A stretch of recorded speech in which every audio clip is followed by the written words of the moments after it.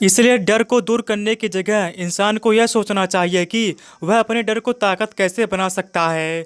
जिस प्रकार सुख और प्रकाश और अंधेरा एक ही सिक्के के दो पहलू होते हैं, उसी प्रकार डर और ताकत भी एक ही सिक्के के दो पहलू होते हैं। जिस प्रकार रोशनी के बिना अंधेरा पूर्ण नहीं होता, सुख के बिना दुख पूर्ण नहीं होता, उसी प्रकार डर के बिना ताकत का भी कोई महत्व नहीं होता। लकड़हारा सन्यासी के ध्यान से बहुत प्रभावित हुआ, उनके चरणों में नतमस्तक हो गया और उनसे पूछा कि महात्मा, अंधेरे को तो दिया जलाकर रोशनी से भरा जा सकता है, लेकिन अपने डर को ताकत में कैसे बदल सकते हैं?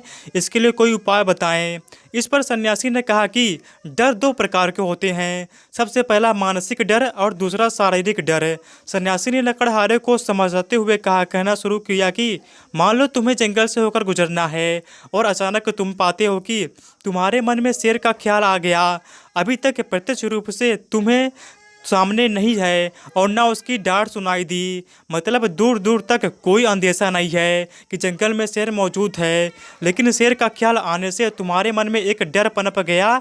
अब तुम्हारा उठने वाला एक कदम भी उसी डर से अभिभूत होगा। हर समय तुम्हारे मन में यही ख्याल आ चलेगा कि कहीं शेर न आ जाए। यह शेर वर्तमान में तुम्हारे सामने नहीं है, यह तुम्हारी बहुत विषय की कल्पना है। इसी विडंबना के कारण वह अपने जीवन में जीतने का भी निर्णय लेता है।